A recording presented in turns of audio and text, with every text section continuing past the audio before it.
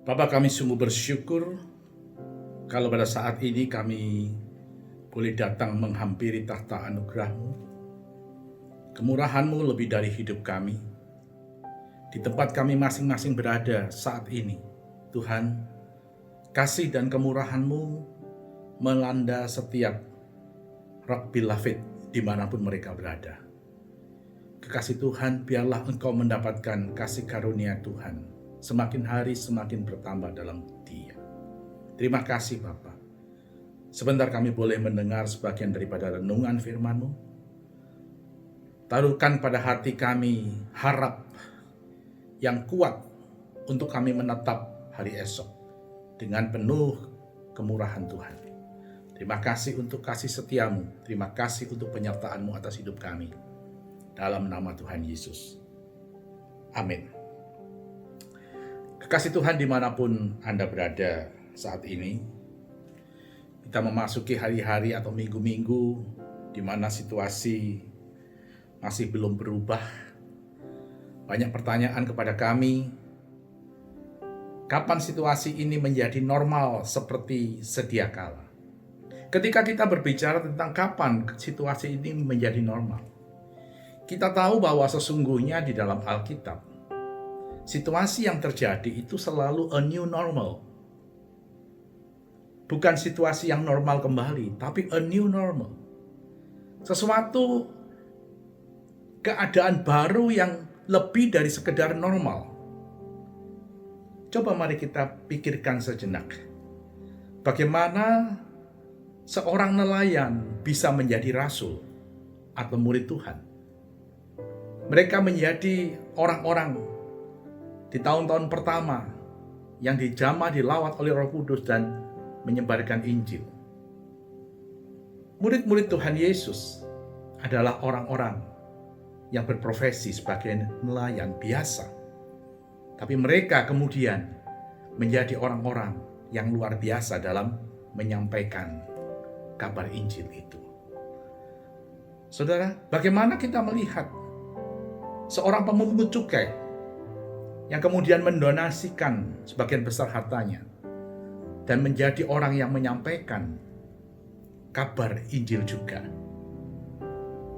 Seorang pelacur yang juga menyampaikan kabar keselamatan.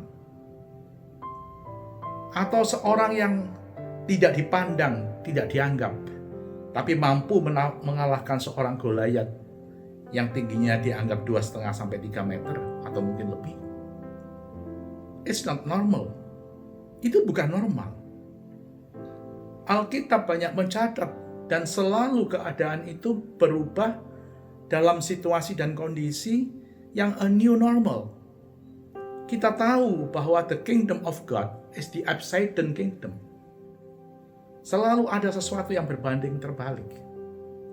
Engkau direndahkan untuk dimuliakan. Kita yang miskin diperkaya. Yang tuli mendengar, yang buta melihat. Ada sesuatu yang masuk dalam bilangan atau hitungan a new normal. Maka kalau saya mendengar hari-hari ini banyak pertanyaan tentang hal itu, saya ingin mengajak kepada saudara untuk membuka apa kata Rasul Paulus. 2 Timotius 1 ayat yang ke-7 firman Tuhan berkata demikian.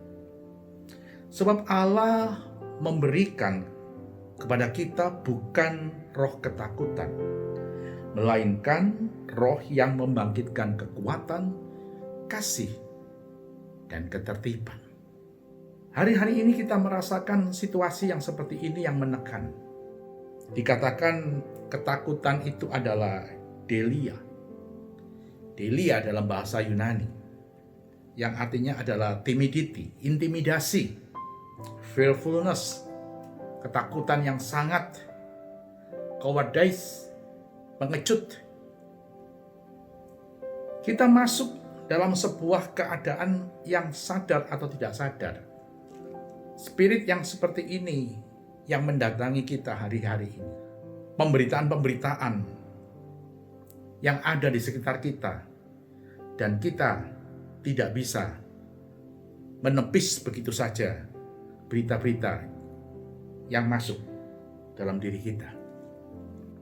Jujur memang setiap kita hari-hari ini menghadapi hal yang seperti itu. Termasuk saya sebagai hamba Tuhan. Kita semuanya. Bayangkan kita menghadapi situasi di mana kita tidak tahu seperti apa musuh kita yang sebenarnya. Sekalipun dia dikatakan kecil, tapi sama sekali tidak terlihat.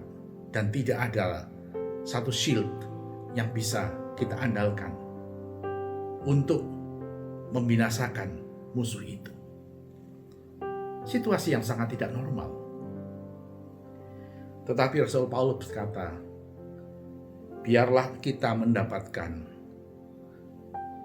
roh yang membangkitkan kekuatan, kasih, dan ketertiban.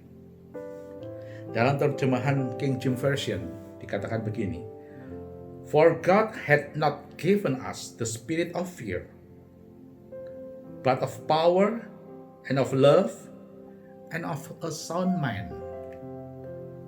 Power, love, and of a sound mind. Sound mind. Kekuatan yang pertama yang saya ingin coba untuk sampaikan.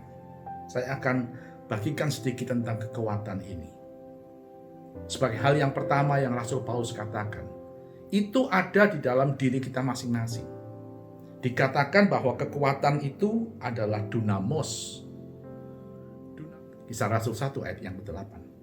Kuasa yang diberikan Yesus. Kalau Roh Kudus ada di dalam kita, itulah yang disebut dengan dunamos, kata yang sama. Ketika Rasul Paulus menyebut tiga hal ini, dia sedang berbicara kepada Timotius, anak rohaninya.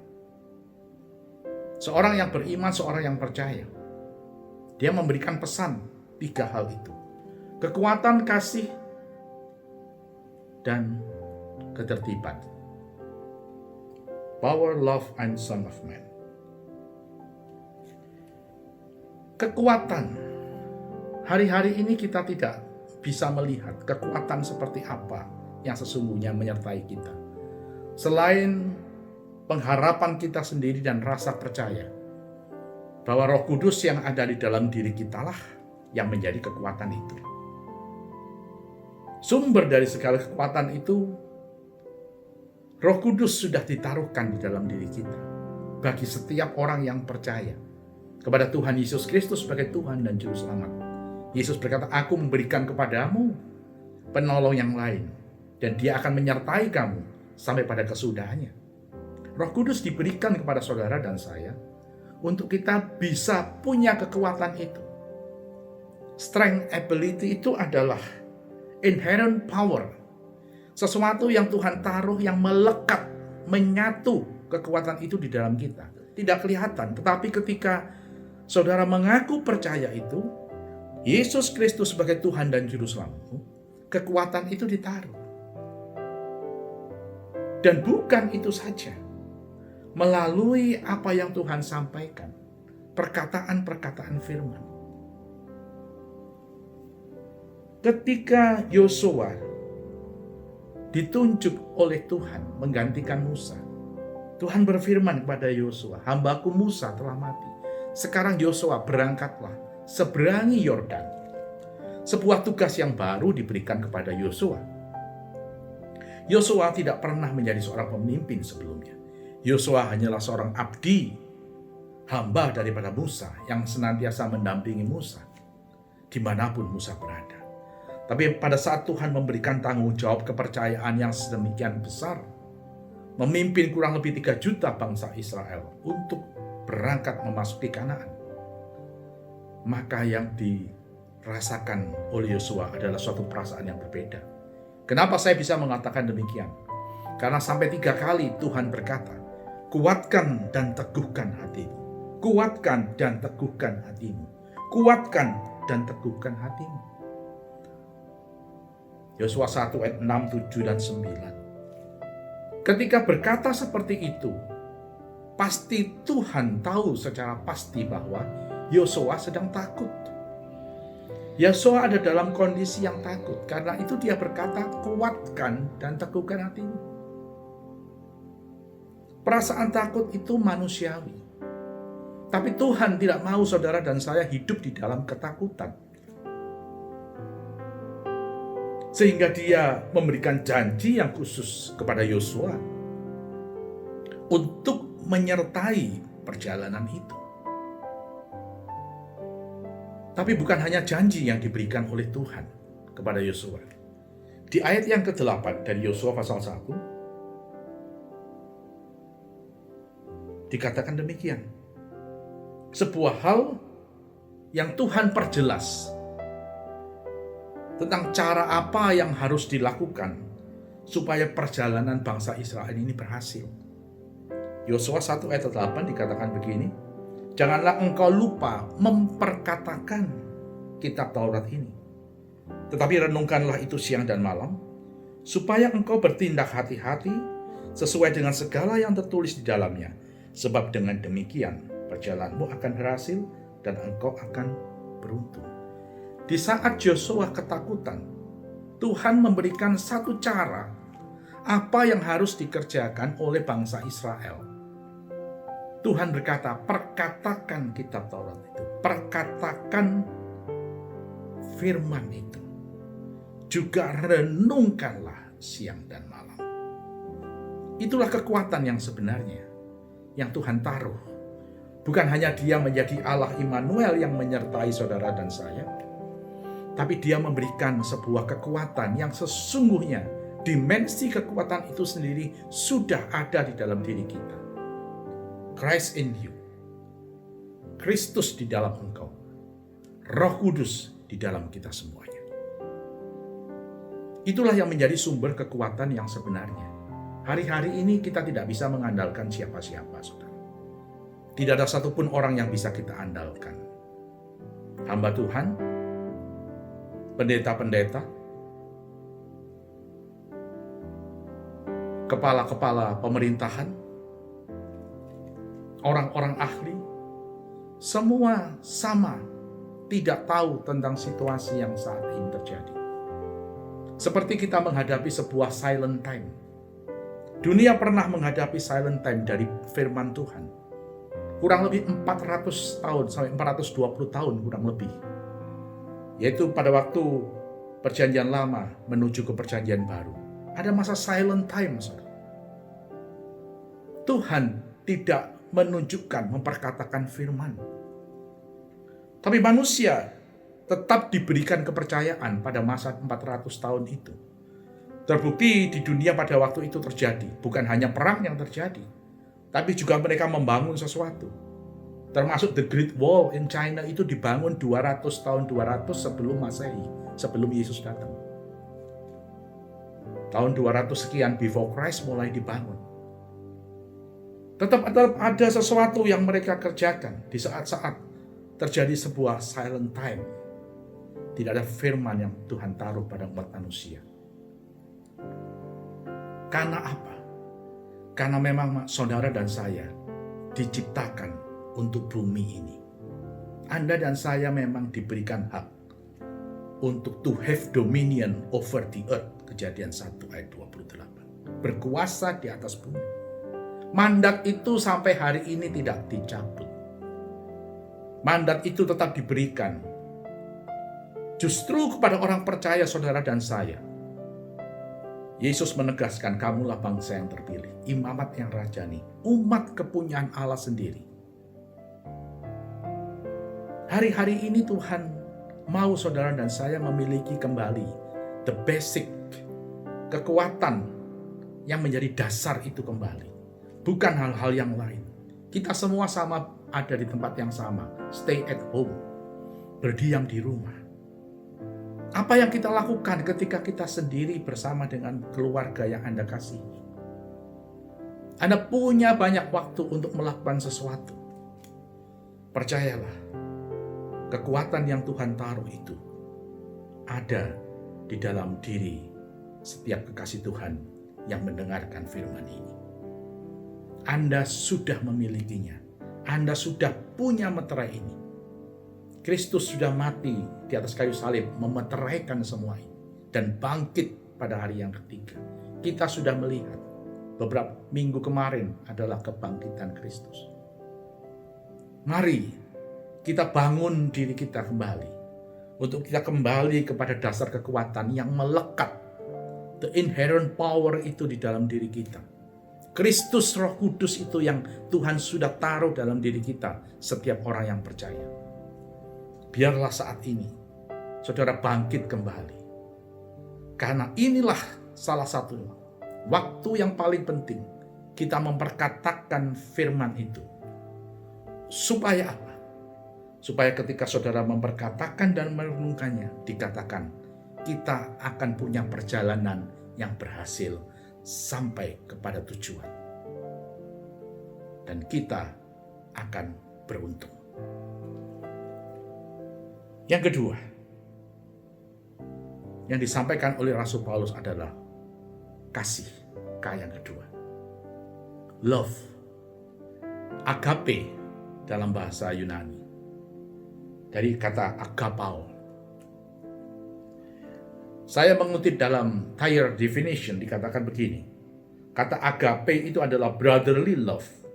Kasih persaudaraan atau kasih dalam persekutuan. Goodwill, kehendak baik, niat baik. Love, cinta kasih. Benevolence, berbuat kebajikan. Dan yang berikutnya adalah love fest. Love fest itu adalah kasih yang siap berbagi. Seperti yang dilakukan oleh jemaat mula-mula di Kisah Rasul pasal 2. Kasih yang siap berbagi. Love. Itu agape. Agape itu bukan hanya Tuhan kepada manusia. Ketika Kristus berkata, kasihilah sesamamu manusia seperti engkau mengasihi dirimu sendiri. Kasih yang ditulis di situ juga sama. Agapao. Ini waktunya kita mempraktekkan apa yang Tuhan sudah taruh dalam diri kita. Kekuatan yang masih bertahan dalam diri kita hari ini adalah satu hal, kasih. Kita tidak bisa mengandalkan kekuatan yang lain.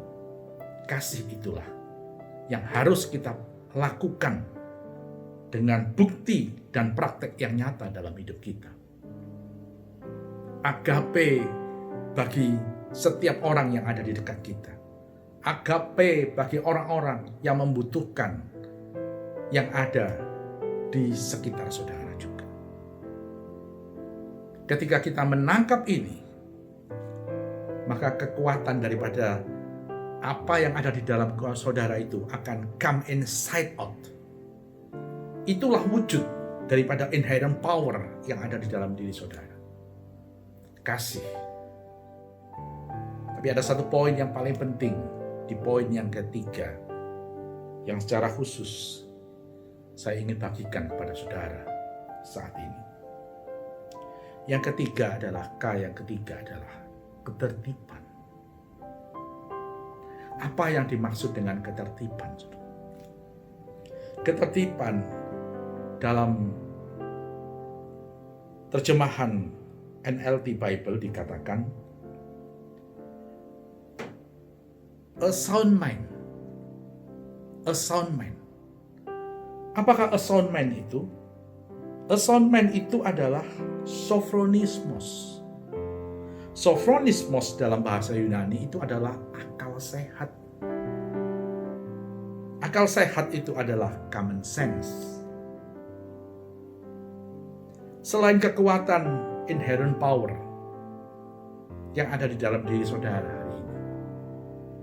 Sebenarnya kata kekuatan dunamos itu bukan hanya inherent power. Dia adalah kemampuan untuk melakukan mujizat, kemampuan untuk bermacam-macam. Ada 6. Tetapi yang poin yang ketiga, dari sumber kekuatan itu, kita memiliki common sense, akal sehat. Kekuatan bukan hanya memancarkan kasih, tapi kekuatan itu juga akan mewujudkan di dalam sophronismos atau akal sehat kita. Tuhan meletakkan kata sophronismos atau akal sehat, common sense ini sebagai sesuatu yang penting untuk saudara dan saya miliki. Di saat-saat seperti ini, a new normal itu dimulai dari hari ini ketika kita bisa bertahan dengan akal sehat. Kita tidak bisa melewati saat-saat seperti ini dengan emosional. Bahwa kita tidak mungkin akan terkena oleh virus. Virus itu melanda siapa saja, saudara. Dari strata sosial yang seperti apa saja. Bawah sampai dengan atas. Tidak memandang kepada pribadi siapapun. Seorang pejabat, seorang kepala pemerintahan, seorang kaya, seorang miskin, seorang biasa, mereka semua punya kemungkinan yang sama dan untuk terdampak. Karena itu, mari bertindak seperti apa yang Rasul Paulus katakan kepada Timotius. Gunakan akal sehat. Amsal pasal yang ketiga, ayat 21 sampai dengan 26. Dikatakan begini. Hai anakku, janganlah pertimbangan dan kebijaksanaan itu menjauh daripada matamu, peliharalah itu. Maka itu akan menjadi kehidupan bagi jiwamu dan perhiasan bagi lehermu. Maka engkau akan berjalan di jalanmu dengan aman, dan kakimu tidak akan terantuk. Jikalau engkau terbaring, engkau tidak akan terkejut, tapi engkau akan berbaring dan tidur nyenyak.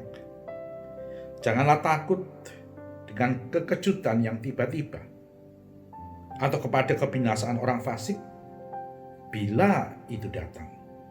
Karena Tuhanlah yang akan menjadi sandaranmu dan akan menghindarkan kakimu dari jerat. Saya coba bacakan dalam terjemahan NLT Bible, New Living Translation Bible. Ayat ke-21 dikatakan begini. My child, don't lose sight of common sense and discernment. Hang on to them. Anakku, jangan sampai kehilangan akal sehat dan kemampuan untuk membedakan sesuatu. Bergantunglah atasnya. Saudara, tulisan seorang yang pernah disebut salah satu raja yang paling berhikmat di muka bumi, Raja Salomo, ketika menuliskan Amsal ini, menjadi sebuah peringatan kepada kita semuanya untuk tidak pernah sedikit pun, don't lose sight of common sense and discernment. Sebagai orang percaya, jangan pernah sampai kita kehilangan akal sehat kita dan juga kemampuan untuk membedakan sesuatu. Bergantunglah atasnya juga. Itulah kekuatan yang ada di dalam diri kita hari ini, yang Tuhan mau kita pakai. Akal sehat menunjukkan kepada saudara dan saya sebuah keadaan untuk mencerna keadaan saat-saat yang seperti ini. Keadaan yang kritis karena global pandeminya seperti ini. Kita perlu mentaati segala peraturan yang disampaikan oleh pemerintah. Kita perlu melakukan hal-hal yang sebelumnya kita tidak lakukan. Termasuk untuk kita hidup lebih bersih dan lain sebagainya. Kita memakai masker kemanapun kita berada. Itu karena situasi yang tidak bisa dan belum bisa teratasi. Kita harus memakai akal sehat. Kalau saya teruskan, kalimat ini adalah akal sehat membawa kita selamat. At least ketika kita melakukan segala apa yang disarankan oleh pemerintah saat ini. Termasuk juga keadaan-keadaan yang kritis dalam situasi yang belum sampai di puncaknya ini. Kita perlu untuk mempunyai common sense yang benar. Bukan sesuatu yang emosional. Iman kita, harap kita yang Tuhan taruh, ada di tempat-tempat yang melekat dengan diri kita. Ketika keadaan itu ada situasi yang berbeda dari hari ini, saudara memakai kekuatan yang berbeda juga. Tapi ketika situasi saat ini, Jelas tidak ada sesuatu pun yang bisa berbicara dengan terang, siapapun itu. Karena sampai detik ini juga tidak ada satu pernyataan dari siapapun yang kita boleh dengar bahwa kita sudah mengantisipasi situasi ini dengan baik. Karena itu, pernyataan dan perintah daripada Rasul Paulus, gunakan akal sehat. Dan juga ditambah oleh Raja Salomo berkata, discernment, lakukan pembedaan itu. Pikiran pembedaan itu yang membuat saudara mengalami satu renewal mind. Seperti apa yang Roma 12 ayat 2 katakan. Hari-hari ini kita mengalami hal yang itu. Perubahan akan terjadi di waktu yang akan datang. Saudara sadari atau tidak sadari, kita sedang dibawa dalam sebuah perjalanan yang akan memasuki a new normal yang baru. Apa itu? Saya tidak bisa tahu. Tapi saya tahu setiap kali terjadi sebuah peristiwa dalam keadaan yang seperti ini, ada situasi-situasi yang a new normal yang terjadi. 400 tahun firman Tuhan tidak berbicara. Tapi pada saat firman mulai datang, baik pada Zakaria maupun kepada Maria, disitulah mulai terjadi a new normal. Anak Allah yang tunggal itu turun ke dalam bumi menjadi manusia, Yesus Kristus. Apa yang akan kita hadapi? Kalau kita ingin passing by, situasi ini kita lewati dengan baik. Mari, don't lose sight of common sense and discernment. Setiap saudara melakukan sesuatu, mari pertimbangkan dengan betul-betul akal sehat kita. Karena apa yang saudara lakukan, setiap langkah kaki kita mempunyai dampak kepada orang-orang yang kita kasihi, yang Tuhan percayakan di dekat kita hari ini. Orang-orang yang harus saudara lindungi. Pada saat kita stay at home, merekalah orang-orang yang terdekat yang harus saudara awasi dan lindungi. Mari pakai common sense dan discernment itu baik-baik. Poin ketiga ini saya tekankan saat ini. Kalau kita baca dalam terjemahan NLT berikutnya, dikatakan, they keep you safe in your way and your feet will not stumble. Akal sehat dan discernment itu akan mengamankan jalan-jalanmu dan membuat kaki kita tidak terantuk. Ini situasi yang kita perlu memang untuk kita paling tidak punya satu a safe way, jalan yang aman. Bukan dengan sebuah emosi atas kenekatan diri kita. Tapi mari kita lihat supaya kita tidak terantuk. Ayat ke-25. You need not be afraid of sudden disaster. Kalau kita menggunakan common sense itu dengan baik dan menggunakan discernment yang ada dalam diri pikiran kita untuk membedakan apa yang harus saudara pilih dan apa yang saudara tidak harus pilih. Or the destruction that comes upon the wicked. Engkau tidak akan perlu takut terhadap bencana yang tiba-tiba yang ada atau kerusakan-kerusakan yang timbul karena adanya si jahat. Ini adalah perkataan daripada yang sangat bijaksana dari Raja Salomo. Dan dia tutup, for the Lord is your security. Karena Tuhan adalah tempat keamananmu. He will keep your foot. Ia akan memelihara langkah kakimu from being caught in a trap. Dari perangkap yang mungkin akan menjebak kita. Saudara, Mazmur 91 juga dituliskan oleh Raja Daud. Kalau kita berlindung kepada Tuhan, kita akan terhindar dari jerat penangkap burung, dari sampar yang menyerang pada waktu siang hari. Don't lose sight of common sense and discernment. Biarlah saat ini menjadi saat-saat yang penting buat kita hidup di dalam common sense and discernment. Karena dengan jalan inilah saya percaya ada hal-hal yang akan Tuhan tunjukkan kepada kita ketika kita bisa melewati situasi krisis yang seperti ini. Saya teringat waktu beberapa minggu yang kemarin, saya pernah saksikan sebagian perjalanan kami keluar dari Israel untuk kembali ke tanah air Indonesia.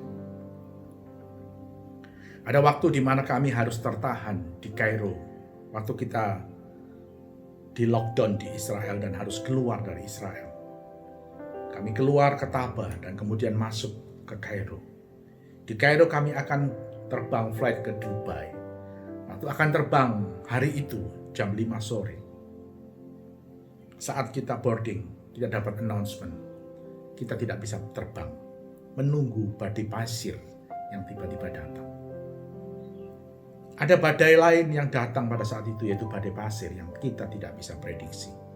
Dari jam 5, jam 6, jam 7, jam 9, jam 10, jam 12. Akhirnya dinyatakan tidak bisa terbang malam itu. Kami ada di bandara, saudara. Sesungguhnya kondisi kita sudah dalam keadaan yang sangat drop. Pada saat itu, hanya sebagian akal sehat kami yang muncul, yaitu bahwa ini tempat yang sangat-sangat tidak layak untuk kita bisa tinggal, karena kemungkinan untuk bisa terdampak atau tertular itu sangat tinggi resikonya. Ada kurang lebih 200 orang yang berkumpul di lounge itu. Karena kami tidak bisa, maka jam 2, jam 3 pagi itu kami dimasukkan sama-sama di lounge. Bersama-sama tidur di bawah, di kursi, dan lain sebagainya. Tidur dengan banyak orang yang tidak kami kenal, yang datang dari mana-mana. Secara akal sehat, kami tahu sudah. Saya sebagai seorang yang mengerti situasi juga, saya tahu ini resiko yang terbesar. Sampai tidur pun kami pakai masker waktu itu. Situasi sedang sangat tidak baik. Tapi kami meletakkan satu, bahwa Tuhan is our security. The Lord is our security. Tuhanlah penjaga kami. Di saat akal sehat kita sudah tidak mampu lagi, tetap Tuhan memberikan penjagaan. He will keep your foot from being caught in a trap. Tapi mari jangan kehilangan akal sehat. Karena kalau kita sampai kehilangan akal sehat, Tuhan juga akan bisa tidak memberikan perlindungan itu. Kenapa? Karena kita memasuki area batas lewat demarkasi yang sesungguhnya bukan area yang kita masuki. Tapi kalau lama kita bisa menjaga bahwa akal sehat, common sense kita tetap berjalan, maka Tuhan memberikan kepada kita His security atas hidup kita. Amsal 10 ayat 21 dalam NLT Bible dikatakan begini. The words of the godly encourage many, but fools are destroyed by their lack of common sense. Kata-kata firman itu menjadi berkat untuk orang banyak. Atau bibir orang benar mengembalakan banyak orang dalam bahasa Indonesia. Tetapi orang bodoh mati karena kekurangan al-budi. Dikatakan fools are destroyed, bukan mati, saudara, dihancurkan, diremukkan, dihabiskan melalui their lack of common sense. Ketika mereka tidak memiliki akal sehat. A new normal itu berjalan. Hari ini, saudara akan menghadapi a new normal di waktu yang akan datang. Sekalipun kita belum tahu situasi apa yang akan a new normal. Tapi saya sungguh percaya, ketika kita tidak memasuki area lack of common sense, akan ada pribadi-pribadi yang memang Tuhan pilih untuk melewati situasi-situasi kritis yang seperti ini. Saya percaya bahwa setiap kita akan melihat waktu itu tiba dengan sikap pandang yang tetap kita miliki akal sehat. Karena untuk itulah saudara dan saya dipanggil sebagai orang-orang yang akan menikmati situasi dan keadaan a new normal yang baru. Tuhan Yesus memberkati.